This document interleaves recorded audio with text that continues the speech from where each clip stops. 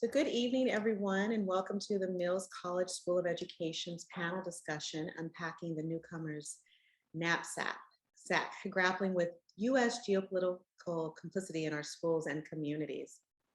My name is Wendy Williams, and as I said before, I'm the Dean of the School of Education, and I'm also someone deeply concerned about these issues. I, like many of you among us this evening, have watched and witnessed the brutality levied against people, human beings, seeking livable living conditions away from their homes. People who are displaced by a convergence of geopolitical, environmental, and social cultural push and pull factors that are instigated by the architecture of US imperialism and colonialism. As I prepared for this evening, I was struck by a serendipitous podcast encounter. I'm a listener of a podcast called Hood Rat to Head Rap, which is hosted by Erica Hart and Ebony Donnelly. This morning, they published their interview with Afro-Indigenous poet, installation and adornment artist from Oaxaca, Mexico, Alan Peleas Lopez. I was struck by Alan's articulation of the crisis at the border as a failure of imagination, as they and colleagues attempted to take their activism to the US-Mexico border in 2019, prior to the pandemic. In this interview, Alan grapples with many ideas colorfully. They get beneath the idea of the consequences of a failure of imagination and the dire impact it can have on people's lives. Put simply, a failure of imagination of another's future manifests in their lives not mattering in the present moment. Alan pushes us to puzzle with the more radical imagining they think about with regard to Haitian migrants at the border and how their lives have been juxtaposed with our lack of imagination for how they got there or what they would do or how they would be there. So we're gonna just take a brief listen. It's a few minutes. As many of you may know, when you engage podcasts, they do go on into their conversational riffs. So we'll only listen to a few moments that I think capture and grapple with that element of this work. And there we go. Thing that I want to make clear. What is happening right now at the border, particularly to Haitian migrants, is that people from Haiti are being criminalized for having a vision of the future that betrays everything we know about empires and white supremacy. Their vision for the future is to survive and to make space for intimacy, for love, for joy, for complexity. Literally, like deciding to go from an island to, like most Haitian migrants, the way that they get to the US-Mexico border is that from Haiti, some of them get visas to Brazil, and then from Brazil, they walk all the way up to the US-Mexico border. Some of them are able to get on boats and get to the Caribbean part of Central America, and from Central America, they'll walk to the Haitian-Mexico border. So when you're thinking about Haitian migrants, you have to understand that it is a people who have decided to walk through all of South America, all of Central America, and to 1/3 of North America in order to secure their safety. And that is what is being criminalized. The Haitian radical imagination has been deemed a threat, not only in Latin America, but also in Europe, in the Caribbean, and like in every empire. And when we're experiencing this violence, we're experiencing a denial of Black futures in the present. And Haiti has offered Latin America such a rigorous framework of what it means to fight against white supremacy with only one goal in mind, and that goal being liberation and a future outside of both racialization and the dehumanization of the slave trade. Okay, that's one thing I want to make clear. Another thing is Black migrants in the US are 5 times more likely to be deported than any other migrant because Black migrants are Black migrants are racialized in the street, marked as criminal. The police, does whatever they do, and then the police finds out that they are undocumented or underdocumented, and that's how they get into ICE. It's not that like Black migrants are targeted by ICE. Black migrants are targeted by our surveillance state. Wow. And I think about the first time I was stopped and frisked, it was in New York City. And when I was stopped and frisked, I was in Harlem. I was carrying a big ass backpack in a duffel bag. And that's the moment when I said, fuck, like I'm gonna get deported because they're gonna find that I'm undocumented right now when they see I have no ID.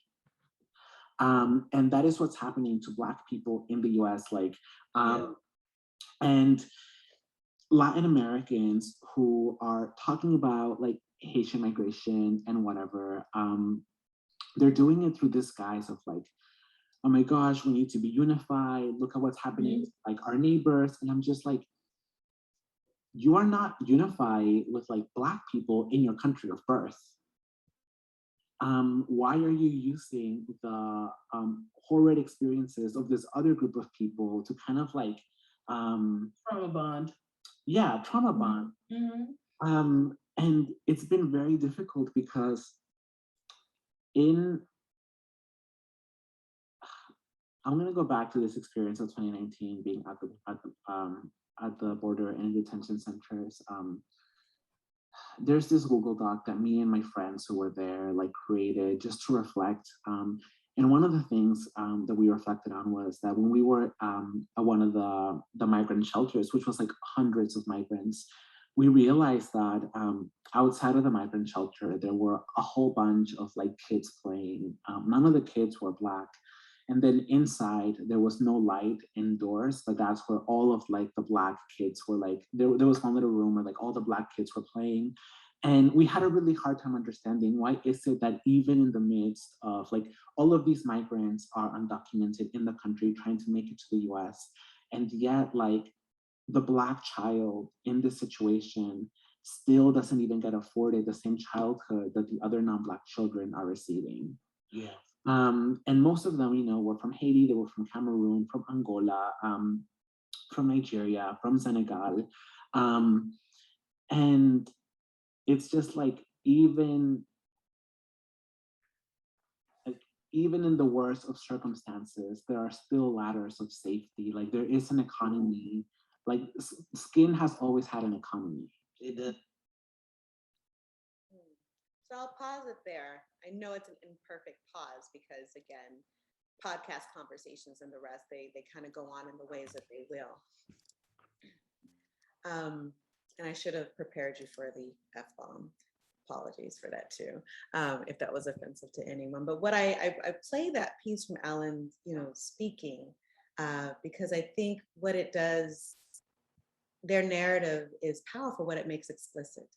And I think what their narrative makes explicit is our complicity in the ways that we watch and witness, in the ways in which our society at times creates spaces for us to buy in, for some to experience more or less oppression at the hands of others in different places in different ways, and in large and small ways that we witness ourselves succumbing to the bribe for maybe just a little less oppression in the midst of ghastly, inhumane circumstances that none of us should be subjected to. None of us should be put in the position to make that decision, and yet we are. I feel what Alan provides as is a view in from the intersection of class and race and gender and the geopolitical boundaries that are drawn over people trying to seek refuge. And these perspectives always provide us a much fuller picture. Tonight, we have an opportunity to expand that perspective as we take an intersectional approach to consider the experience of the newcomer to the US across real and imagined borders and boundaries. Alan's perspective and what was shared was from their work and their travels to the US-Mexico border. But as we know, this year alone, and every day, if we're honest, there are ways in which we come to grips with, for example, what US impact and deployment in Afghanistan, for example, has meant for children, families, and communities. What it's meant since we've left, what devastation we've left in our wake, and also what folks are experiencing even as they're here and still in places of non-placement and non-settledness. And so I'm really grateful for the guests that we have brought to our community today to be in conversation with us. I'm very grateful for my dear colleague, Dr. Tomas Galguera, who has who has agreed to facilitate this conversation with our guest. I'll introduce him briefly and then hand over the microphone to him. Dr. Galgara is the chair of the Teacher Education Department here at Mills College in the School of Education, and he's a faculty member in the Educators for Liberation, Justice, and Joy teaching credential program here at our school. He teaches courses in language development methods, research methods, and trauma-informed leadership. His scholarly work engages the discourse on bilingualism, the pedagogy of teacher preparation for language development, teacher classroom research, documentation research practice, and the role of information technology and social media on teaching and teacher education. He is one of our most senior faculty in the School of Education, and I mean that in a good way, and is a critical anchor to the work that we do to support all of our students to becoming teachers and educational leaders, but also understanding the legacy of the Mills College School of Education in Oakland, California, in the Bay Area, but also nationally as well. So we are very primed for a very engaging and profound conversation with him at the helm.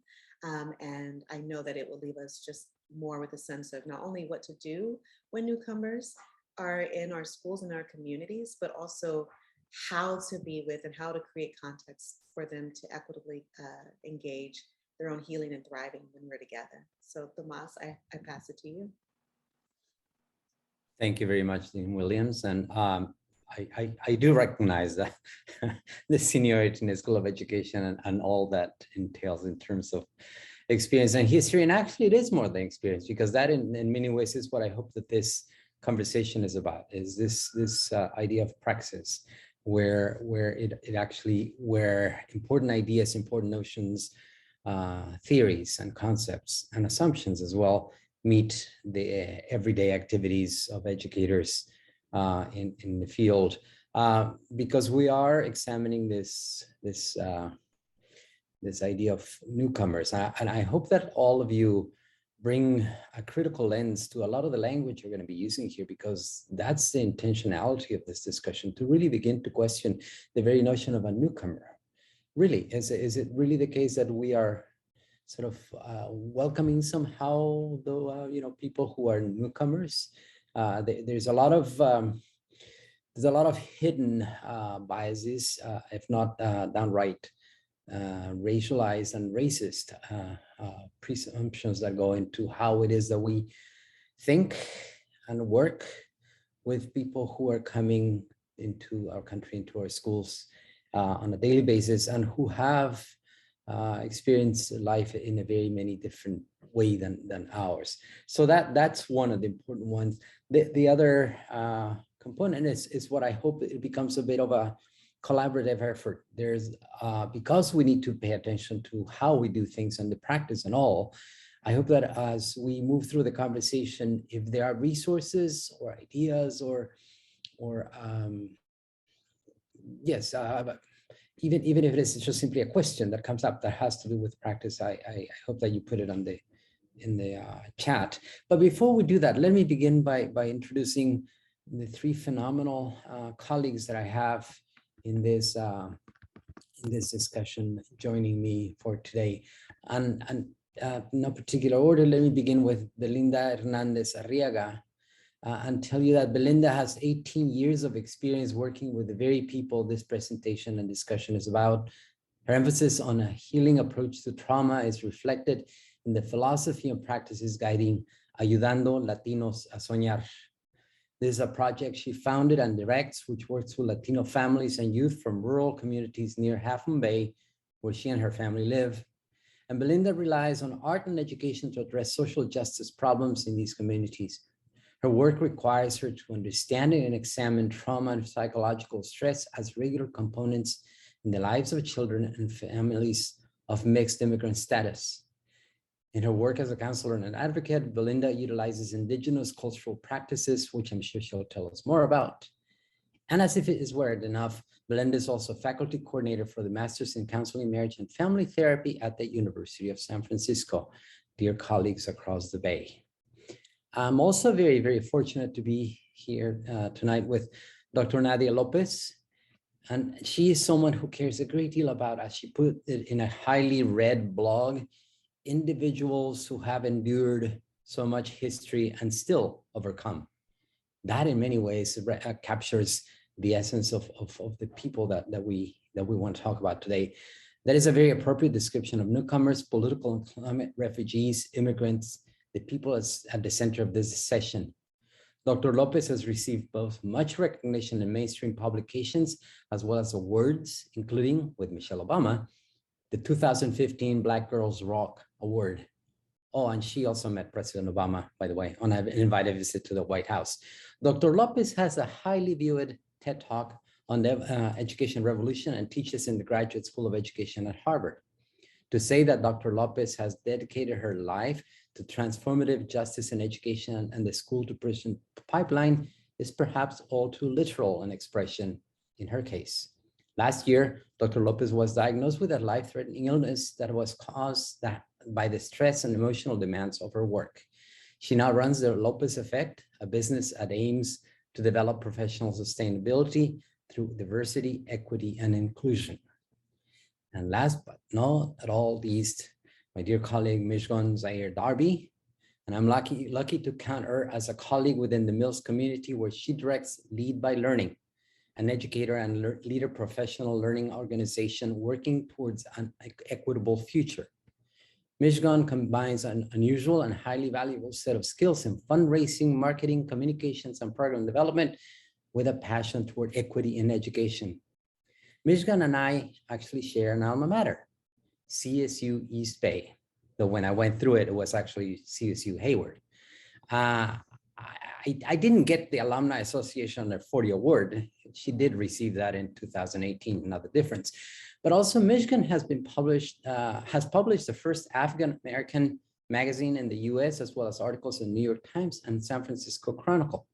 Her leadership experience spans from being a founding member of Lit Lab, a startup tech company, to executive director of Priscilla Chance, the primary school.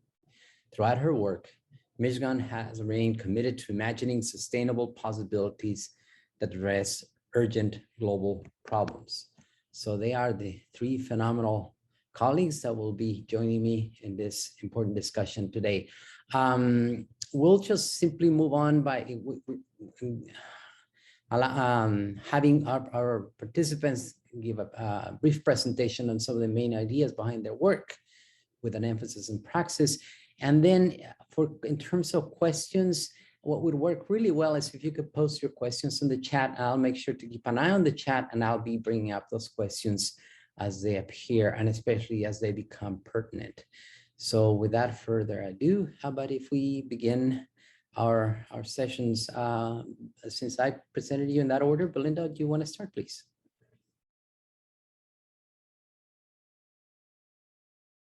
Thank you so much for the introduction, Tomas, and for being here with all of you.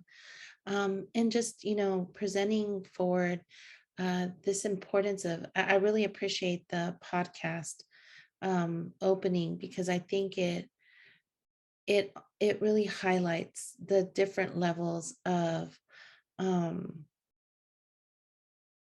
trauma that is happening at our borders to different groups, different communities, and all at the same time, like really reinforcing the decay of human rights policies that are seeing our communities for who they are, that are reimagining what could be. And as they said so powerfully in the podcast, reimagining a vision of the future. And so my work really has stemmed in working with a really stellar group, the Bay Area Border Relief, a team of activist women, and my community from USF with students and faculty coming together to work closely at the US southern border, where my focus has been highlighting working with children and families, asylum-seeking children and families coming, that we have seen from the kind of separation of children and families going through detention, and then on to when we thought it couldn't get any worse through MPP process, which is also what we've seen with the many Haitian folks coming through, being stuck at the US-Mexico border and really having no access to a humane process that recognizes the struggle, recognizes their safety, elevates like a safe entry, and allows for them to really be cared for with grace. And I think this has eroded across our borders, but it's also a conversation that we have to keep on the forefront, because in my work, I'm really focusing with children. And so much of the work I have done has been to listen to the stories of separated children that have lived in the MPP camp, their migration journeys, also their journeys coming in through the US. And this idea, Tomas, that I really appreciate how you posed it, this, are they really newcomers, and how that language gets tangled up into, are they really even being welcomed? Which I am also unpacking in many ways, seeing the firsthand kind of journey of them being here in the first year that we've been working with them, and really having a lot of doors closed on them, especially during the pandemic as well. So my story is really one of working to elevate the children, really trying to pose my work from their voice and their presence. And the theme that they have shared with me is que todos somos humanos. And that's kind of where the premise I'd like to focus on today as we continue, is that we are all human. And when we ask them, what is a message that you want to tell the United States, as they stood so like anxious, in despair, and just a deep despair for 2 years at the border, the message they kept saying is todos somos humanos, and we are all human. Thank you very much, Belinda. Dr. Lopez, would you mind going next and giving us your opening remarks? Sure. Good evening, everyone. On my side, I'm on the East Coast, so it's evening over here. And I want to thank and honor Belinda for her work, as well as Ms. Gahn, and you as well, Tomas. But Belinda, you actually being present at the border, and your work around healing and just sending you positive vibes, because it takes a toll to be in such close proximity to seeing what's happening at the border. And so my work as an educator, no longer in schools as a principal, but still supporting principals around their work, is to really focus on the truth and unpacking history. Now, we all know that there's a big fight against critical race theory that directly ties to a lot of the issues that are happening now at the border. But there are ways in which we don't have to subscribe to the rhetoric and focusing on that, and bringing humanity into our classrooms. And so to what Belinda had said, is that we are all humans. I think about the idea that we want to make children into global citizens, which requires them to be compassionate and empathetic human beings.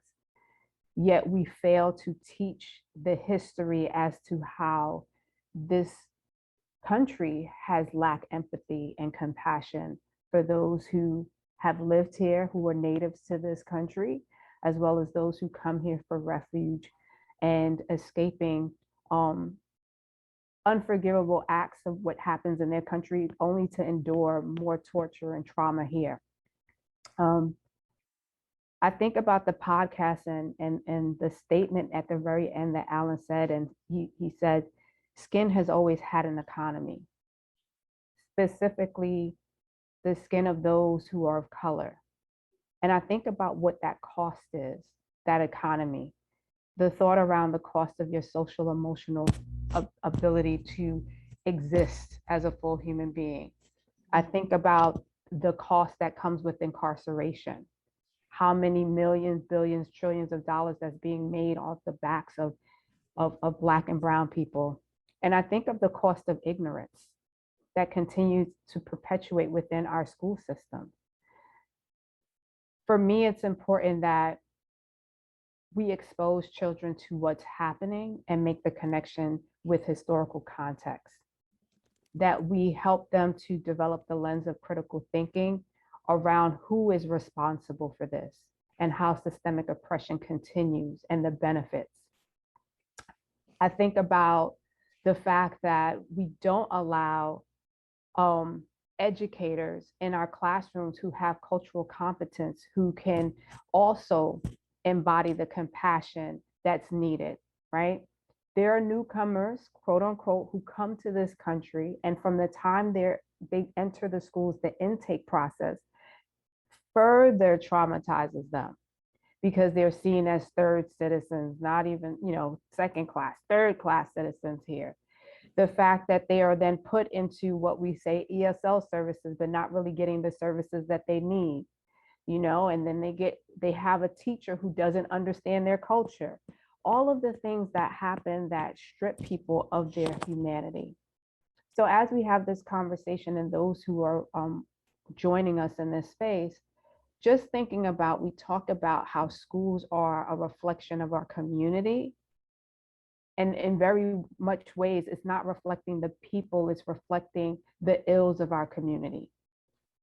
So I look forward to our conversation. Thank you. Ms. Gunn, would you present your opening remarks, please? Thank you. And it is such an honor to be on a panel with all of you. I really appreciate it. And for those who are joining us, my work has centered lately on outside of Lead by Learning, where I'm the executive director, and we work with educators and administrators in the educational space to ensure that there's dialogical learning and thinking happening, a conversation happening. I have also been volunteering with an agency that is helping Afghans resettle in the United States. The podcast resonated with me quite a bit. And one of the things that was mentioned in the podcast was around this concept of, Black people who come into this country are not treated exactly the same, or those who come into this country who are Haitian are not treated quite the same.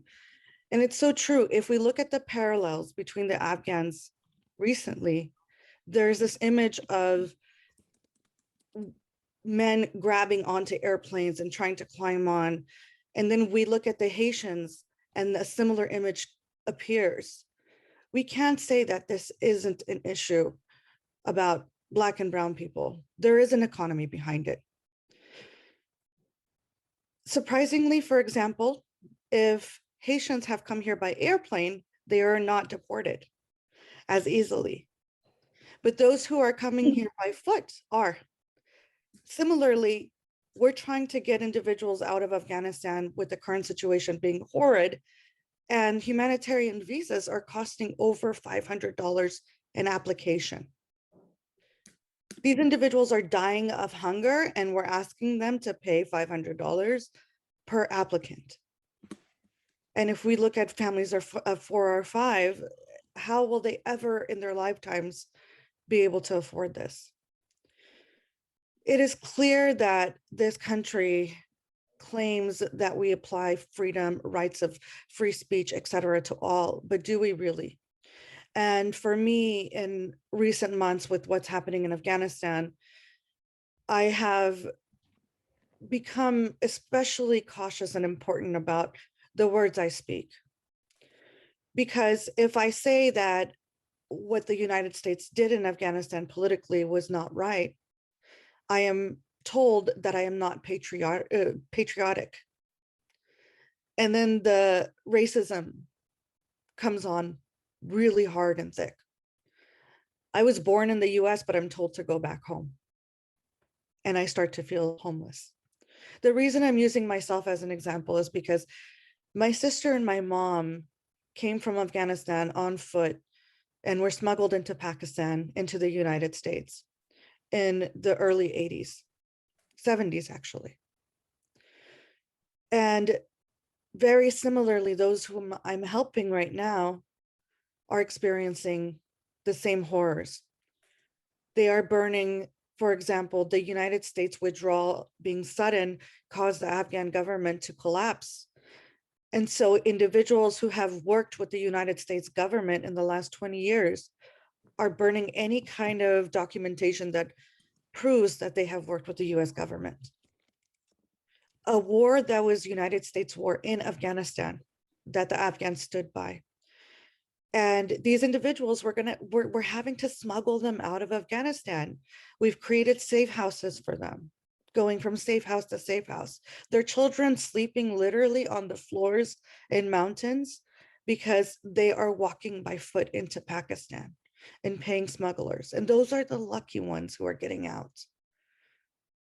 And then when they come here, the services, although available, are difficult to acquire.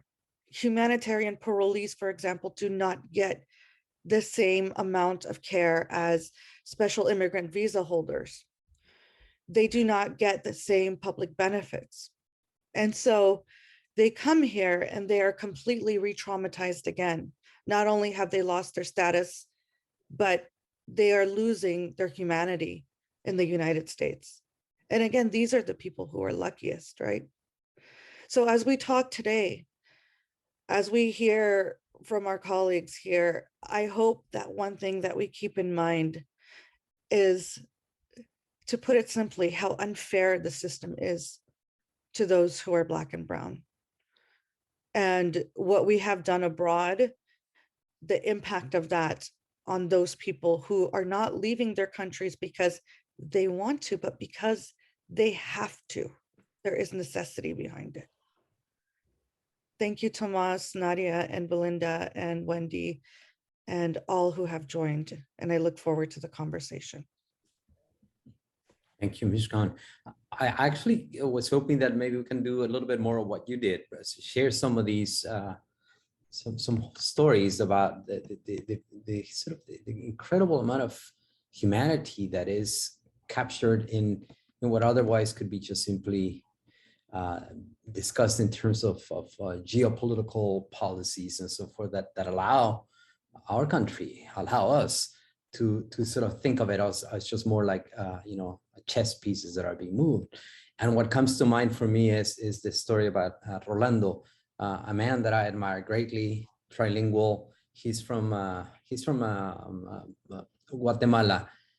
His family, his father was a teacher. He started being a teacher as well. And then pretty soon some landowners around there were troubled by their organizing efforts that were aimed at trying to get some potable water for the community. They came to their house one night and they beat him up pretty badly. Rolando lost most of his teeth actually. And his father was left very, very injured. Shortly after that, the family decided to leave. Unfortunately, Rolando's father couldn't leave, but they all came here. And as was the case, and this was actually before it got to be more difficult, the family was separated. Because he had some people who are advocates on his behalf here in the Bay Area, Rolando was able to actually make it here and heal and recover. Unfortunately, his daughter, she's 9 now, so that means that she was 7 when this all happened. She got sent to some horrific place in one of those hieleras, ice boxes in Arizona, where all she had was a weekly phone conversation with Rolando. And he tells me, and he still tears up when he tells me stories about how those conversations started from, oh, Daddy, don't worry about it. I'm doing fine. I'm going to keep up. And to really slowly, as he says, it was almost like watching a beautiful little flower wilt. To the end, there were essentially just crying sessions where his poor little daughter couldn't stand it anymore. Again, because of the advocacy that he had here in the Bay Area, where they were able to be reunited. I'm very happy to tell you that the family is thriving. In fact, they have a new little brother who was born just a few months ago, and he is a legal resident working towards his citizenship, and eventually he hopes to continue to be a teacher here. and his daughter is doing well in school, though she still requires quite a bit of therapy and counseling to help her overcome the great deal of trauma that was there. But I think I don't want us to forget about the humanity in all of this, on all of these processes that I think are important, and how as you said, Ms. Guan, and all of you, the fact that here's Rolando, someone who definitely does not fit sort of the model of the ideal immigrant, who was put through a great deal of suffering just to achieve something. And mind you, what blows me away, he takes a very cavalier, almost philosophical stand to it all. It's as he puts it, it is actually not as bad as it was in Guatemala, which what to me is it is just not only admirable, but it's just a marker of how horrible conditions are that are forcing people to migrate. And I'm wondering if Belinda and Nadia and Dr. Lopez Nadia have sort of similar stories that they could share with the audience to sort of get us to really appreciate the great deal of suffering and problems that are involved in what we're talking about. I'll just, you know what, I've been sitting with this in my heart for a couple of weeks. I got a call, and this is a trigger warning. It is a sad story. So, you know, I want to let you know that before I share it, but I keep thinking, I keep going back to him, and I'm in communication with him, but I keep going back and thinking about what is the journey of needing and having to come here that so many of us don't see, so many of us don't understand. And we also have to remember that the US has also provoked a lot of the, political reasons why people are having to flee their countries, but we're not taking ownership of that. And we, there's a lot of reparation that we need to do, but there's also harm that we have done. And, like look at Afghanistan, right? And so I think that discussion often gets left out in some ways. Like we talk about that they're coming, that they're here, why they're here.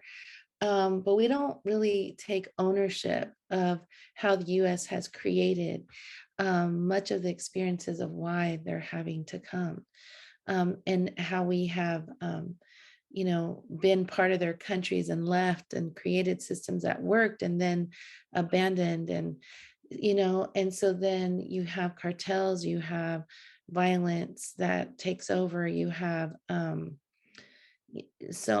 unpolitical rest that's happening. And then also I think about what's happening with, our whole international stance to take a real stand for international human rights and say, what are we doing? Because I got a call from a lady one evening that I've been working with, in that, is an asylum seeker that I met in the Matamoros border. And she said, Belinda, I really need to see if you can help this young man.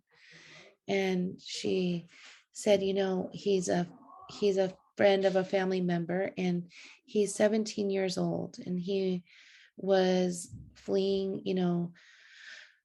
Honduras to come. They had several attempts on the family's life, and he was just so scared as a young Latino that he would be next. And so he came, and I think you all mentioned the bestia, which is the beast train, that people journey on to try to be able to make it to the US, because coyotes and the money and what people have to pay is also astronomical. We're talking like $15,000 for someone to try to get a coyote at the very least to come here. And you think about, I'm hearing about people coming that are stuck on the side of the, literally stuck in Mexico, stuck in Guatemala, stuck in the middle of nowhere with families, with children, hungry, no money, no nothing, because they can't afford the coyote journey, which shouldn't have to happen. And clearly other ways of exploitation that's happening. But he like many others, tried to get onto the Bestia, which is basically a cargo, fast moving train that is carrying cargo, and people, jump on that and they'll ride. And there's so many things that happen on that Bestia, or the beast, which is horrific. But he fell and he lost both legs. And he's in the middle of Mexico, doesn't know anyone at a refugee center or refugio. He was able to be attended to by medical. And I spoke to him. It's been 3 months since he lost his limbs. And I said, what are you going to do? Like, what can I help you with? What are you going to do? And he said, I still have to come. I have no other choice. I still have to come to the US. And it's just he's so painfully present, because his story represents the bigger story of so many, that despite all odds, there are no other choices for so many. When you think about the stories I've heard from folks from Venezuela, and the hunger, the starvation, what they're living with. When you hear the folks from Haiti, and you really stop to look at people's eyes, to see who they are in front of us, not just a story, not just that here is an asylum seeker, but you look at them and you say, that's me, or that's my uncle, that's my dad, that's my mom, that's my child. I think those are the conversations that are missing. And I was telling someone the other day, there's this saying, tú eres mi otro yo. You are my other me. And I think that's where we have to start. Because these children that have drawn cages for me, that have drawn themselves with the Mylar blankets and ICE agents, that have drawn bars after bar after bar, and themselves crying, separated from their parents in detention centers, that have drawn crocodiles in the Rio Grande River, where they bathed in Mexico in MPP and said, help, get me out of here. Where children have drawn themselves with tears and helplessness and an SOS saying, help me. When we can start to really see that soul, that heart, that person, that child, and when we connect it to ourselves and say, they are me, I am them, I think that is where the work begins for us, where we need to be. And it's not about us versus them anymore. It's about these stories. It's about this young man who lost his legs that is getting up to say, I am not just surviving, but I have a vision for more, a vision for life.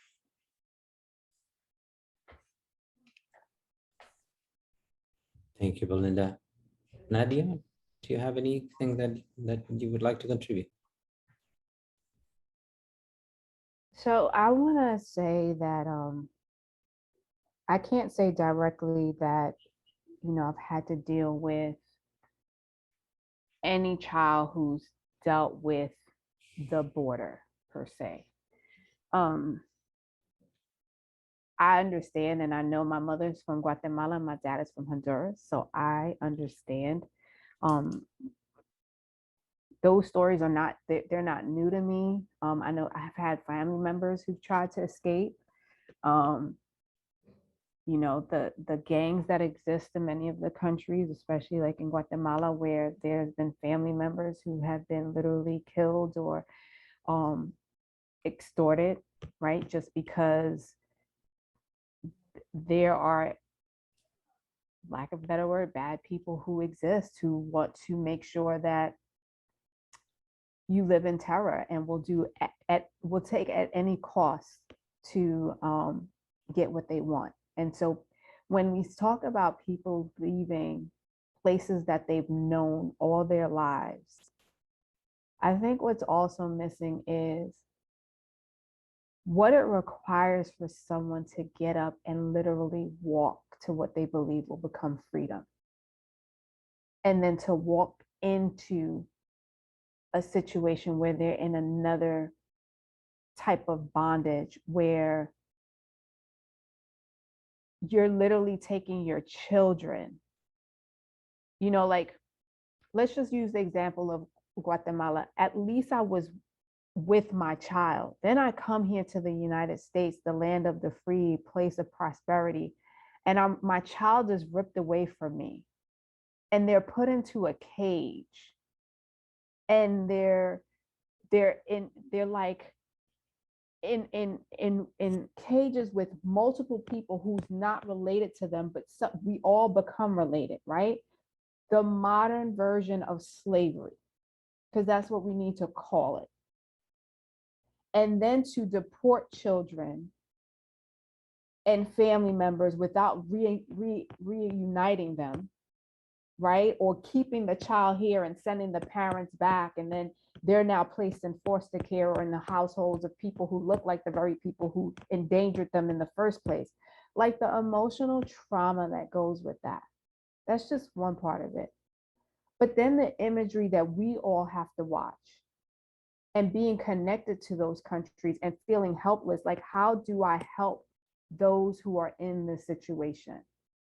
So like for those individuals, specifically when I saw the images of how the Haitians were being treated, immediately I thought of the staff members that I had who were from Haiti. Immediately I thought of all of the scholars whose families are from Haiti. And I started to call the ones whose phone numbers I had to check in with them, because the very next day they were going back to work and going back to school.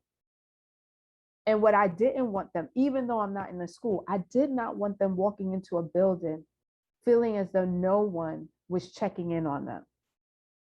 And then I reached out to administrators and I said, before you even begin the day, you might need to do an announcement. You may need to walk around to your classrooms and check in on your teachers. It's your responsibility, because in Brooklyn, New York, we have a high population of people who are from Haiti. Yet in many schools, there's no semblance of Haitians existing in that community, right? We can't talk about schools being healing spaces if we further traumatize our children. Like, I don't even understand that. So we have to put perspective on the roles in which we serve, and not having to wait for there to be laws passed or permission granted for us to act in a humanity, like with humanity, by simply checking in on our people. You know, stopping classes. Like one time I literally stopped classes we had for half a day, because I wanted the children to understand the importance of Haiti. Like that's not in our history books, right? They don't want them to learn about the Haitian Revolution. They don't want them to understand that they were the first Black independent republic. They don't want them to understand that. I literally stopped classes and I wanted the children to learn, because many of them, because of what they see on the news, who aren't Haitian, then start saying the derogatory things that they've seen on TV. They start targeting, right? And that's even worse, for children who look like you to make fun of you, to ridicule you, to start saying the things that are on TV. That's how we set each other up for failure. So I wanted them to understand, whatever you see in the media, it's intentional to keep us all in this incarcerated mindset. And we need to be grateful for the contributions that they've made, even if it's not in the history books. And it's important for you to do your research. So in this very moment, we're in such a pivotal moment where we have social media, we have opportunities to have these type of conversations. They have to be intentional. We have to share these stories. We have to be the soundboard for those who have been silenced. Like, it's a requirement, right? We can no longer wait for someone to give us the permission to say, oh, now it's a good time to start talking about a small smidget of your history. No, we need to start speaking about what's happening now, make those historical contexts, like I said before, and allow our children to ask the questions. of why is this happening and who's benefiting from it.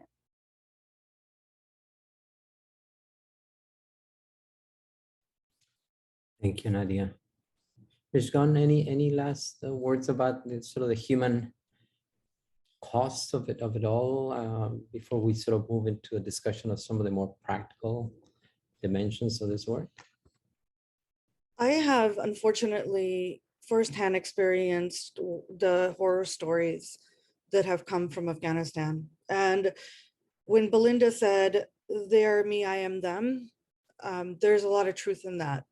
That's a very heavy statement. And in fact, it really struck a chord with me. In Afghanistan right now, I'm helping a family. And this family in particular has young children. They work for the US government in Afghanistan. They work for USAID. And when the government fell, they weren't able to get out. And we were able to get them over the border into Pakistan in whatever means that we were able to get them there. Knowing that when they come here, they will be required to spend time at least 3 months in a military base, stripped of all humanity, stripped of everything that you can possibly imagine. Imagine going to work one day and having a banking system in your country and having everything that you could have desired and wanted, and several homes in some cases, drivers, cooks, etc., and living a great life in Afghanistan. You know, many don't think that those lives exist there, but it did. And then the next day, everything being gone, and people walking into your house and saying, any unwed girl at this point is fair game for the Taliban. And in fact, if you do not show your unwed girls, you will be murdered. Or selling your daughters so that you can eat another day. We're seeing this in conversations. So then imagine being that family after you have sold your daughter, finally getting out of Afghanistan and coming here, and the traumas that are experienced, and sitting in a military base, and then having young boys and girls who know that their sister or brother is there in that country. We're seeing high suicide rates right now, or suicidality. Not necessarily the carry out of it, but young children who are talking about dying and death. Things that they should never speak about. The trauma is so thick in the Afghan community because those who have migrated here over the years are now also being re-traumatized. Those who are helping others to resettle are also being re-traumatized. The impact that the action of pulling out of Afghanistan had started a domino effect. And we see that now in the US. Yesterday, I got a phone call about a mother who was in a military base, who had left the military base, not knowing that she could not go back once she left with her family, with an 8-month-old child, who then had nothing except the purse she carried out. Quite literally had her 8-month-old child, a single mom, because her husband was killed in Afghanistan, and only had the purse that she had carried out. And she does not get any services here in the United States. The inhumanity is questionable, because we wonder often, you know, if this woman was not Afghan, or let's say if these individuals were not Haitian or from South America, how would they be treated? Now that the news articles have started to die down about Afghanistan and the Haitian crisis, and now that we're not hearing about it as much, these individuals are going to get lost in the system. We're going to have really high rates of domestic violence and other things. And then very easily, say that, oh, these people were not good that came from that country. When in fact, that's what we're developing by separating mothers from their child, or pushing people out into poverty after we've taken everything that they have, including their pride. And the trauma that these individuals experience is so harsh sometimes, that the hope that they had coming here and saying that at least I speak English, and some of them speak fluent English better than me, and saying that I got an education, I worked for, you know, the US government, I did this and that were very high and prestigious positions in the country, coming here with hope that they might be able to rebuild their lives, and suddenly they're even stripped of that hope because of the lack of care that we have given to their resettlement process. There's not a day that goes by that I don't hear a story about someone like that mother and that child.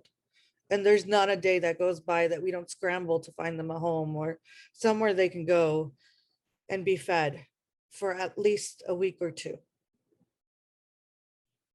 And what I'm hoping that at least from this conversation we gain is the understanding that just because individuals come to the US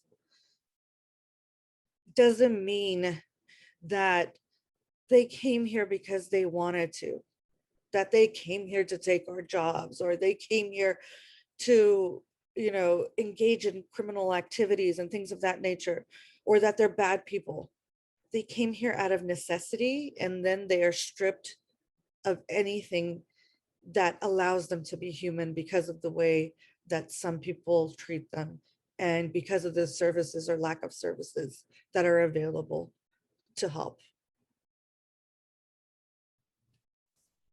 Thank you all. I'm sure that our audience will appreciate the very tragic nature of all these experiences for all these people who are so brave, so amazing. At the same time, how there's a big toll and people who work with them as well. And another thing that has also been come across very clear is that it's not really just sort of the tired, the poor, the huddled masses, but a certain type of poor and maybe a little tired, and well, not so many masses that this country seems to be interested in accepting. Now, what is sort of the nature of the work in terms of moving from such trauma and sort of difficulty and tragedy to begin to do some of the healing that is necessary for these folks to thrive, to get us standing again, to begin to function in ways that I'm sure they all imagine and dream of. You've all done a lot of that work, and I'm sure that our audience will appreciate a lot of sort of the especially practical insights. As I said from the beginning, this is about that, where ideas meet the actual practice that all of you engage in. I don't know whoever would like to share. I mean, I can just share a little bit about, I think, really flipping the narrative from seeing immigrants as a deficit model to a strengths model. And what I mean by that specifically is valuing each person from their cultural wealth, like seeing them for the strength of who they are. And so many people that I get to be in community with, like even the children, they are like natural leaders. They have more than I think, you know, when there's so many times when I'm like, wow, they're my teachers. Like I'm learning from them. They have so much to give, so much to offer.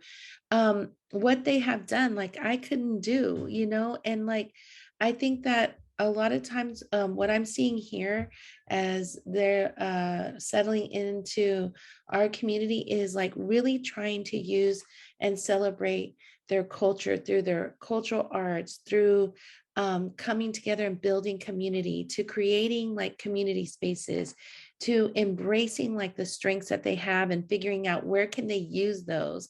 Like, how do you transpose their leadership that they had back home, that they had on the journey, that they had in the temp camp, and like, how do you honor that here and create space for that? in a new environment. You know, with the children, one of the things I always said was, they're going to leave there and they're going to slip into communities, slip into schools, and no one's going to know what they've gone through, but also no one's going to know these amazing skills and leadership and like the ganas, which is like the drive that they have.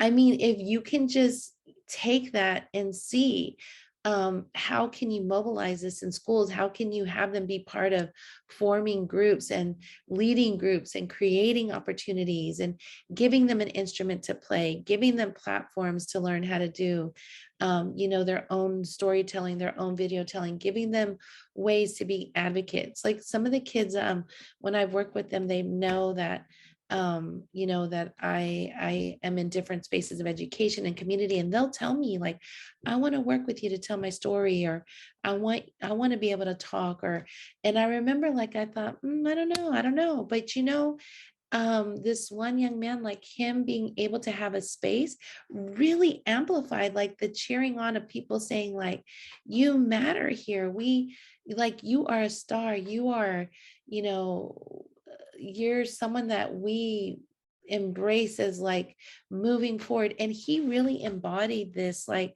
positivity as a leader and has just like excelled in school, doing really great things. And the one thing I say about all of these families is that they have this innate leadership that is so beautiful and powerful. And I think healing begins with identifying and connecting them in spaces that really honor who they are, that welcome them with a way of getting them involved as leaders, and that honors their culture, that we create cultural spaces in schools, in our communities, in our nonprofit programs. Like, how do we, you know, bring in their cultural arts, their food, their celebrations, their music, their danza.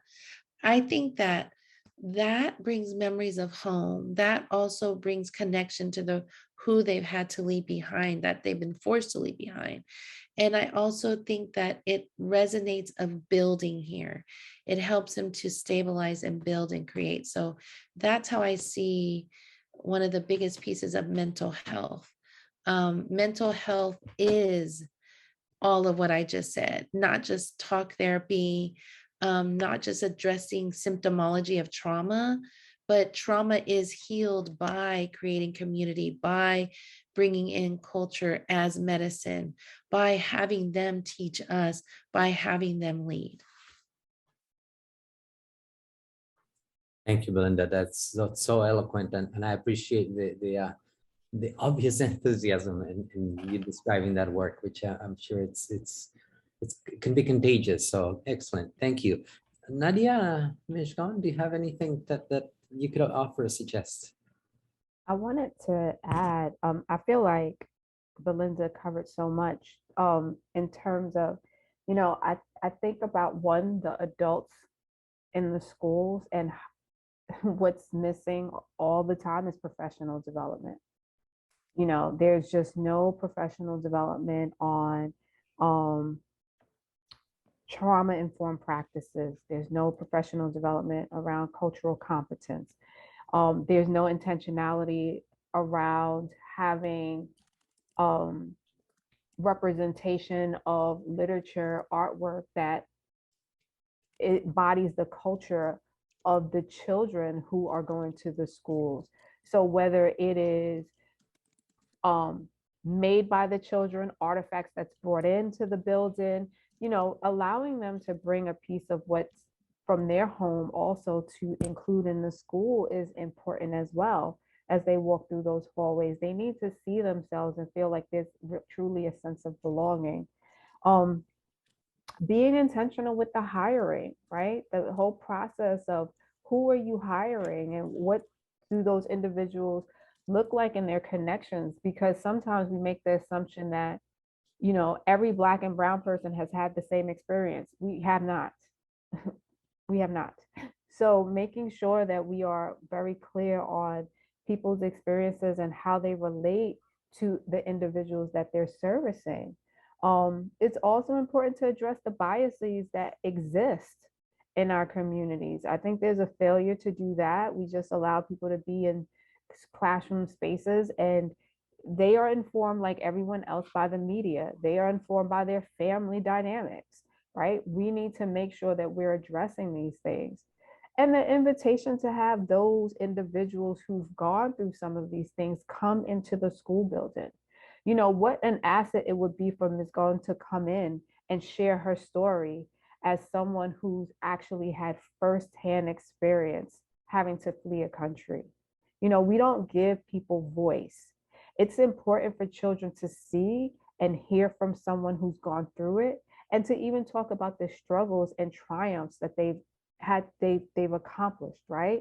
I think about how my 7th grade teacher, when she introduced I Am Malala, she wanted the children to understand what it was like to be a young woman in a country in this day and time, and what it's like for so many young women to not have the right to go to school, right? I want to let you know, our children were so resistant to the story because they couldn't we don't have that issue here until the connection was made of, you're zoned to these schools. You're not allowed to choose to leave your community, right? The persecution isn't as bad, but because you're not allowed to go leave this community, the violence that exists here, the ways in which you have been treated, the ways in which you're not allowed to see yourself prosper in any capacity, it's the same thing. It was through that lens and unpacking and showing the kids TED Talks from Malala's father and her assistant, and then talking about the Taliban and showing them news clips, right? Because our kids don't watch the news, and what they watch is the local news that's just embedded with more violence from their communities. They don't have a world view. It took 2 weeks before we could even get to the text of just building their prior knowledge for them to develop the empathy to say, oh my God, how can we help other girls? How can we speak out?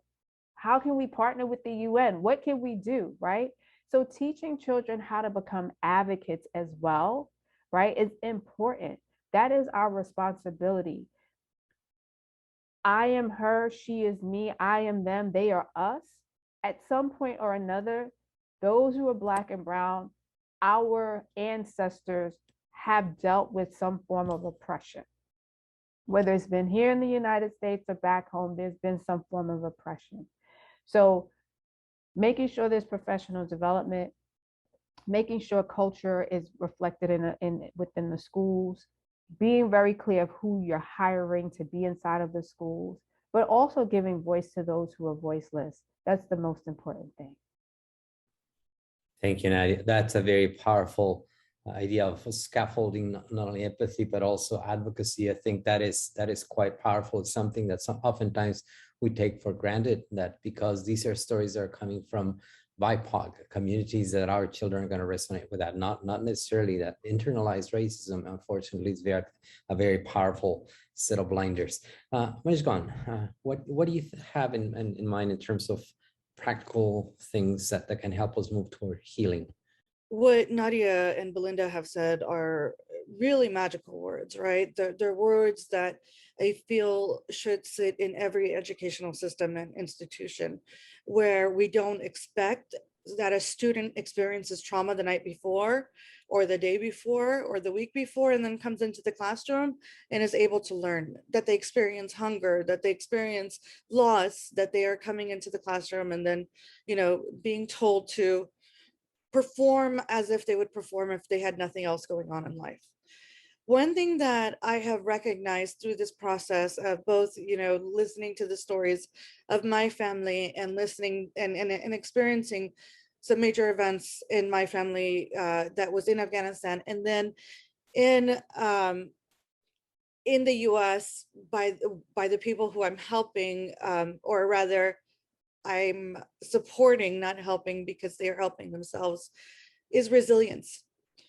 The resilience that exists in these communities is so contagious. And what I feel like we need to focus on and think about is, how do we remove the barriers so that those individuals can thrive because they have the will, they have the passion, they have the grit to do it. There is something called, oftentimes when people come from war-torn countries, or when they come from places that have experienced high levels of trauma, we immediately affiliate words such as, oh, they're depressed. Oh, they must be depressed. When in fact, there is a new term that was coined recently and is really a scale that is used at UC Davis called Immigrant Syndrome or Ulysses Syndrome.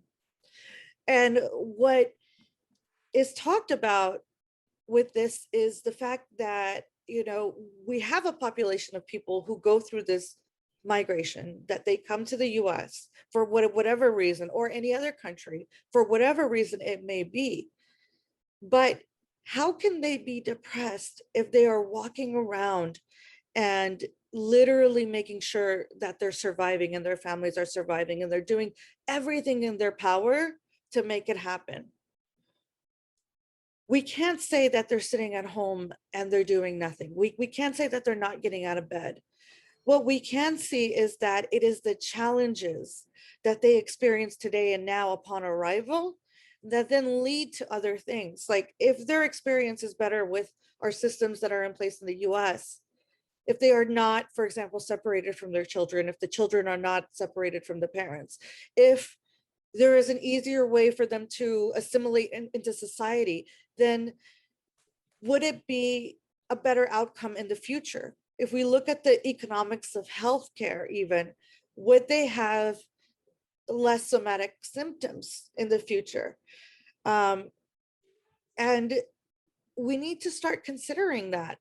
If we are, as a country, going to continue to go into countries and create destruction and fight wars, proxy wars, and continue this behavior, then how do we support the refugees here in the United States so that they do not fall down the track of, having severe PTSD, having depressive symptoms, not feeling like they're part of a community or a society or a bigger, broader family?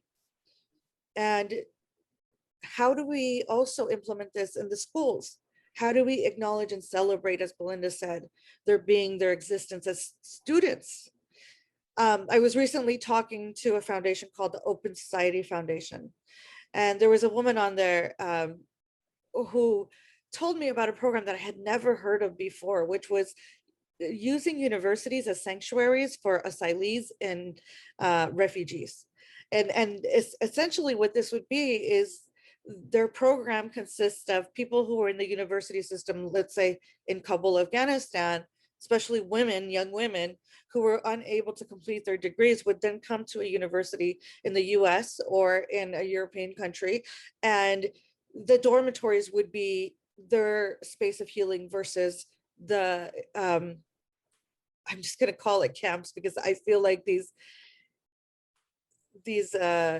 military bases that these individuals are required to stay in for sometimes a great amount of time, 3+ months, are like camps, rather than staying in these camps and being separated and having conditions and rules and humiliated in some cases as women, having to dress in front of other people, having to do things in front of other people, and not having as much safety.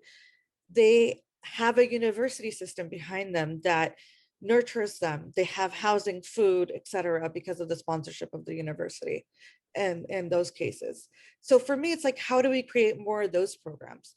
How do we have schools, especially in the time of COVID, partner with community-based organizations so that we can start bringing in people to tell those stories, so that we can start helping educators understand what a child goes through when they are assimilating in a country. I was very lucky growing up because the school that I went to had so many Afghans, and the community that I lived in was literally a ghetto of Afghans who, I could be outside for hours and hours and hours, and I spoke Farsi first, and everyone took responsibility for other people's children. And the school similarly had Afghan ESL teachers, and they had Afghan cultural events for the parents, etc. How do we bring that back? And at what point did we lose that as a nation? At what point did we start saying that having these backgrounds and having experienced something tragic it makes you broken, it makes you bad, it makes you not fit in? And at what point did we stop celebrating the immigrant in our institutions and schools? And how do we bring that back? How do we partner with the community-based organizations to allow that to happen, so that we can extend ourselves a little bit further and be there and present for the children who are going to be entering our school systems? And how do we prepare our educators? When the children were being kept at the border, you know, once they were released into the school systems, a lot of educators did not know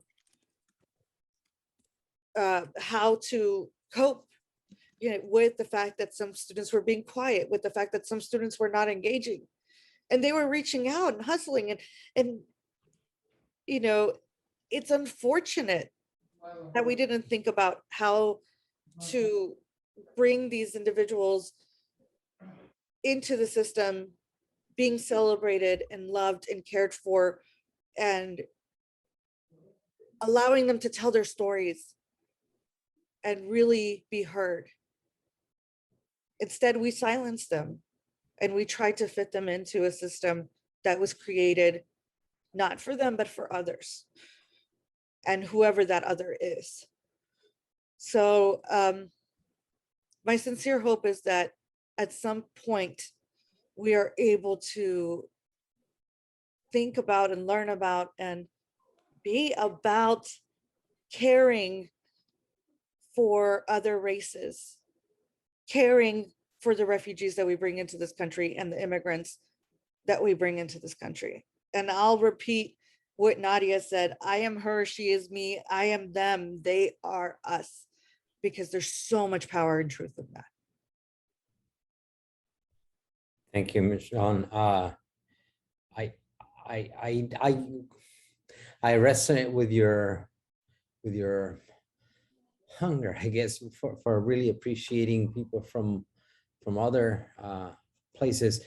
But I don't know, an examination of a lot of the policies and practices of this government, it really lead me to question whether at any one point the true immigrant, in sort of the broad sense of the word, has ever really been appreciated. It's always been a certain type of immigrant over other, until the other becomes more of the mainstream immigrants. And we've seen that, you know, with people from different backgrounds.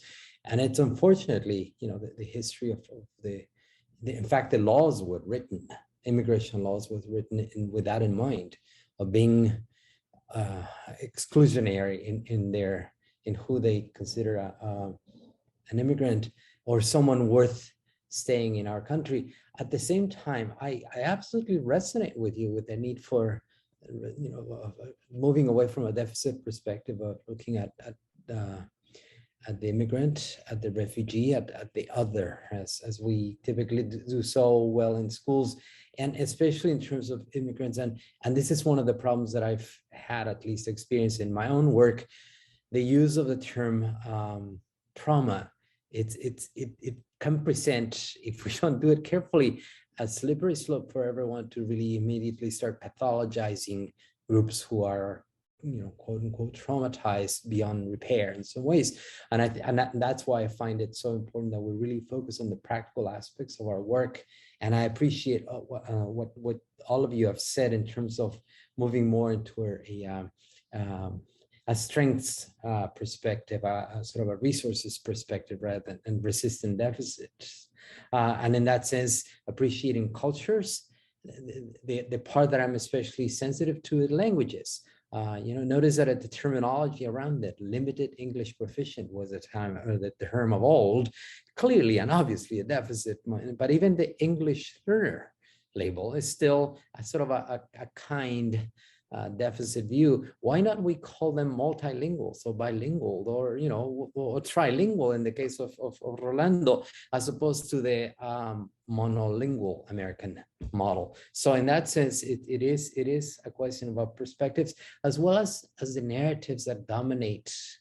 Unfortunately, proliferation of social media has made really noxious and poisonous narratives so powerful, and I think we need to counter those narratives with narratives of heroism, of admiration, of really truly vast humanity that many of you have started to share. And as such, I appreciate all your publications and efforts you've made, including Love and Monsters in Sophia's Life, Belinda book, as well as the articles, your TED Talk, Nadi. I think in all of those cases is a really important push, and we really need to make it not only our agenda to create such counter narratives, but also the agenda and the skill associated with a lot of educators. They need to be able to produce such narratives that are inspiring, that move away from a deficit perspective. I'm curious also about there's also some legal aspects of the work. For example, I know that for many refugees and immigrants in particular, their success in integrating into our society relies heavily on whether or not they have access to legal counsel of some sort or another. And I'm curious about your own experiences and efforts and successes, if you have some success stories about helping refugees, immigrant, newcomers, whatever label is appropriate, to gain an upper hand in terms of this very discriminatory kind of a system that we work under. Anyone has a story that you could share, or an insight that could be helpful?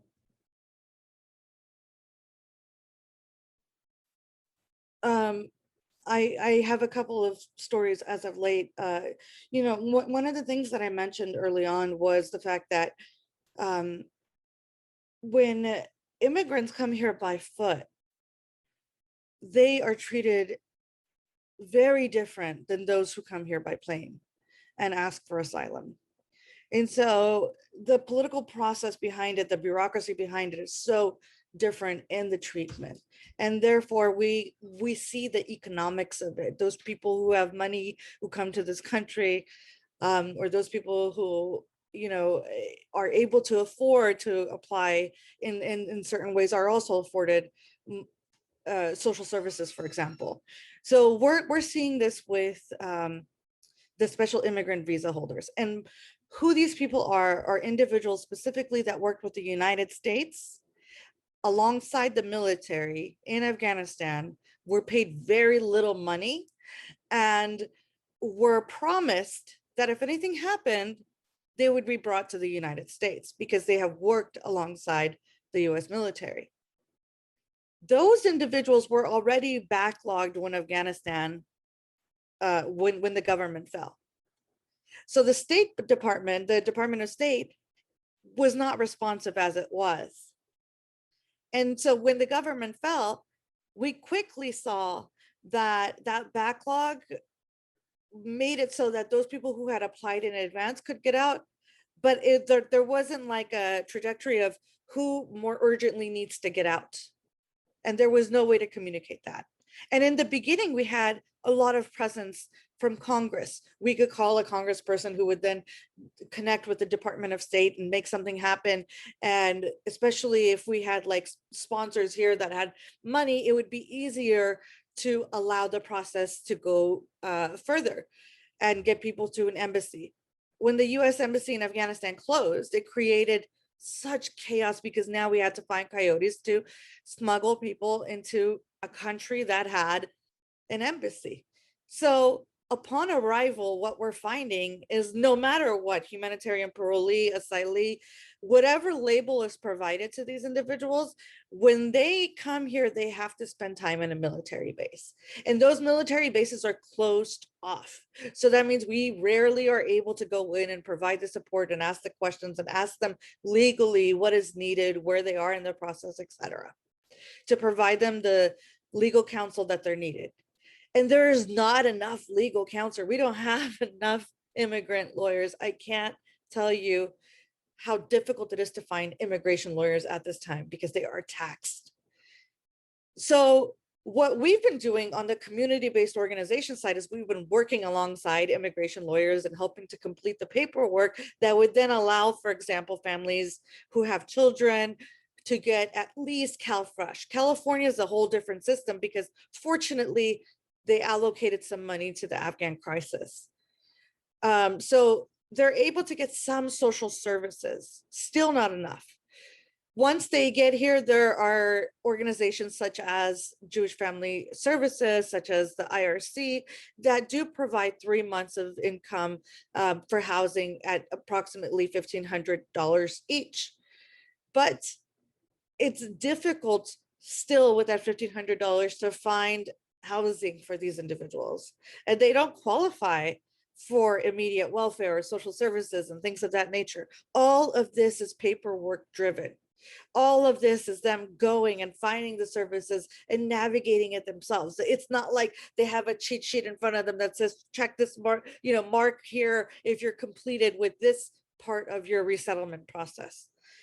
And so what we're doing effectively is we're taking the group of people who are educated, had the income, and have sponsors here, and allowing them to live a life that brings them in and helps them assimilate a lot faster. And then we're taking the people who maybe do not have that stuff, and they're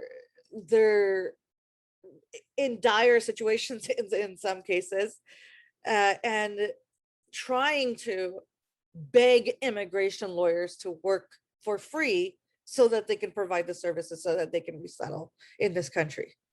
When in fact, these individuals, the humanitarian parolees in most cases, are persecuted to no fault of their own in the country. Like, we have women judges in Afghanistan who dealt with putting away, key Taliban leaders in Bagram, that are here, that are still, they still have the rest of their family in Afghanistan, daughters, sons, etc., that are being threatened to be killed. And they are here trying to find a way to see how they can assimilate so that they can then bring their children over so that their children are not killed. And it's a game of time. Like, who has the time to help them? How do we find the help for them? And are they able to navigate the system? And so our system is not set up to be helpful or to be welcoming. We might say, here we are to welcome immigrants and refugees, etc., but we're really not. And we need more immigration lawyers for sure, but also more support from the Department of State. Like, why are we not waiving the fee for humanitarian parolees? Why is that? Why are we not making it easier for those individuals to be able to come here and get a waiver so that they can work immediately, like the special immigrant visa holders? Why do they have to wait? Well, really, it's discrimination on so many levels. And it's because we don't really want to make it easy for them. Belinda, Nadia, any insights, any ideas, especially for educators who might be interested in working with families such as the one that Mijgan is describing? Anything that you found to be useful?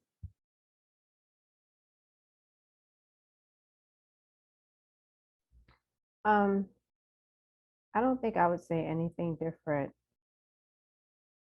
I think that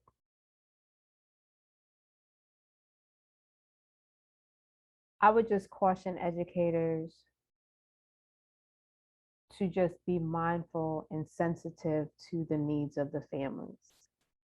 People have well intentions, but it's important to, I think it's important to recognize and check in with families, but also get the assistance that's needed, because folks need support around mental health. They need support around social services. They need support around just sometimes navigating the process, right? And it can be a daunting task. And it's important to, if you know of a family, speak to the guidance counselor and the social worker at the school. Find out about community-based organizations to see what they have available. Because the one thing you don't want to do is extend yourself and not be able to support the family as best as you can, right? Because a lot of times, especially for folks who are immigrants, I could speak for my parents, they hold educators with a high regard. They like believe in educators. Like educators are the superheroes and saviors of where their children can go. They understand the trajectory is education. And so if you fail to provide them with accurate information, that could be just as detrimental as not helping, right? So I just think that it's important that recognize what the needs are, but also seek the help to best support those individuals.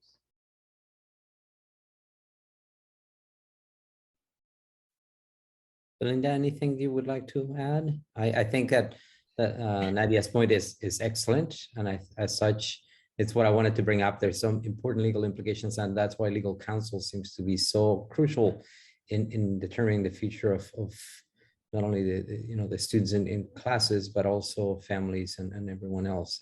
Anything from your experience? I just want to highlight the importance of really wrapping around basic needs for immigrant families, and especially for asylum seekers and refugees, because as Mishkan said so importantly, that they aren't able to work.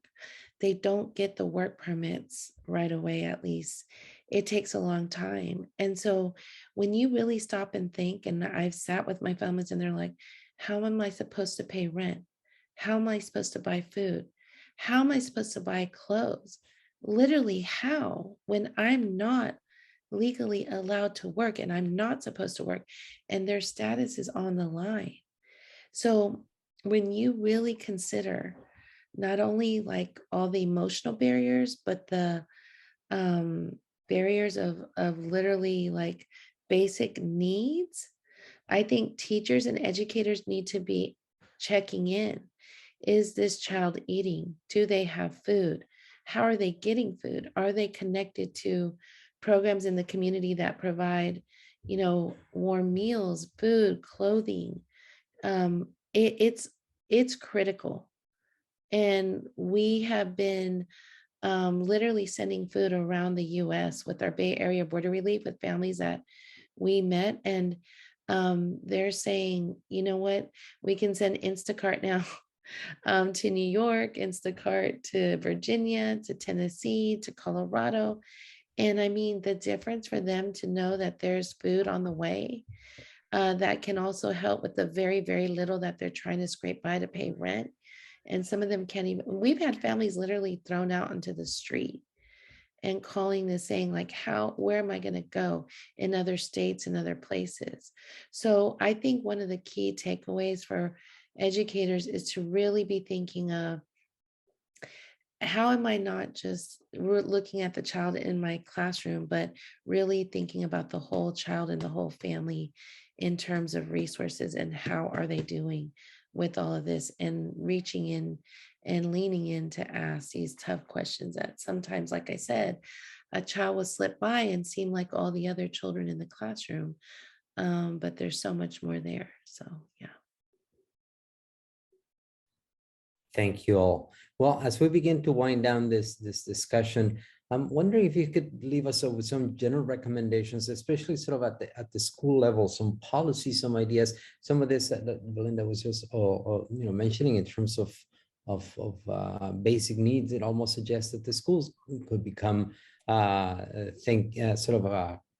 hubs of services and support of things like of that sort. But I'm curious if you have any sort of lessons that you've learned from all your work, all your understanding that you would like to pass on to our audience in terms of efforts that maybe could be done at a sort of a school-wide level, or maybe even at the district level. I know, for example, that Oakland Unified School District at one time had an office at the district level that was in charge of providing support for newcomer students, and that then got folded out into the larger structure of the district. But I mean, to the extent that the district recognized that this was something that needed resources and immediate and direct and explicit attention, I think is a sign of how important the work is. So anyone who would like to offer some recommendations in general as a way to close things up, because I recognize now that even though I had this ending a little bit later, I think our audience was given an ending time that was a bit sooner. So anyway, let's just try to wrap up things. I appreciate people who have stayed behind a little bit longer than planned. Thank you. So a couple of things that I would say should be recommended, especially during a pandemic, right? Resettlement is completely different during a pandemic. Is one, having the schools or districts partner with community-based organizations. And it would be wonderful. And so I'm so idealistic in this way. And I dream of the day that our teachers are given education about trauma-informed classrooms and how to lead a trauma-informed classroom, or understanding that, you know, we need to hire people who represent the demographics of those who are immigrating here. And it's so critical to have that. Hearing the stories, preparing other students now to create that empathy for those that are new arrivals is critical as well. How often do we hear in schools that people have talked about the issue in Afghanistan or the Haitian issue? Like, we don't hear that very often. And so speaking it, hearing it, and partnering with those who are living it so that that experience can be shared and we are able to respond better is just some of the simple recommendations that I hope to see in power one day. Thank you, Mishkan. Belinda, Nadia, who would like to go next? I think for me, I really go back to the individual level that I think makes it the bigger impact level at the macro. So I just want to keep reiterating, like, I think it starts with each one of us seeing each other for who we are and seeing that person in front of us as strong, as mi otro yo, my other me, and really like starting from the one-on-one level that grows up, right? Because if we can see it at the individual level, we can believe it at the macro level. We can believe it at the level of creating systemic change, because we'll fight for that once that we really connect to the heart, connect to the spirit of this work, connect to the humanity, part of like what I'm saying about todos somos humanos, we are all human. So I think really that's my mantra and what I want to reiterate again as we leave this meeting and this platica. And I'm so grateful to be able to be on part of this conversation with all of you. Thank you, Belinda. Nadia. I'm gonna go back to schools are communities, and therefore the leaders within the schools, you have to take the social responsibility of seeing the children, seeing their families, understanding who you're in service of. And that's the entire student body. So holding those adults accountable in the school to create a safe space, cultivating an environment that is truly representative of healing, truly representative of culture, and truly representative of progression. This does not require you to have a policy passed in Congress. It does not require you to have a law passed locally. It requires you to be a human being, be a leader, and make the change. It does start with us. And every time a child walks into our building, they are seeking refuge. And you have to remember that in whatever capacity, whether it's a hug, whether it's a meal, whether it's just someone to hear them, and just ask them how are they and listen for the answer. That's important, as well as doing the same for their families. So it's a lot of work, but it also requires us to then say we can't do this alone. So we need to reach out to the people who are doing that work. So the community-based organizations or affiliated organizations that deal with specific groups is also important. They have so many resources, but no one taps into them. So this is a good time to start. And I'll just end with that. Thank you all. This was absolutely very informative, very powerful for me. I'm sure that members in our audience share that feeling of appreciation for all the work that you do, for your insights, for the stories that you brought to us, and for the voices that you as individuals present, and those that you represent because of the work you do. Thank you again for participating in this. I look forward to continuing keeping track on your work, and I hope that we can collaborate again at some point in the future. And thank you all for the audience who was part of this chat. We'll have a list of resources that we will share with the people who sign up for this chat, as well as other means of distributing the work. Thank you all, and be well, stay healthy. Bye. Thank you, Thank everybody. you. Thank you.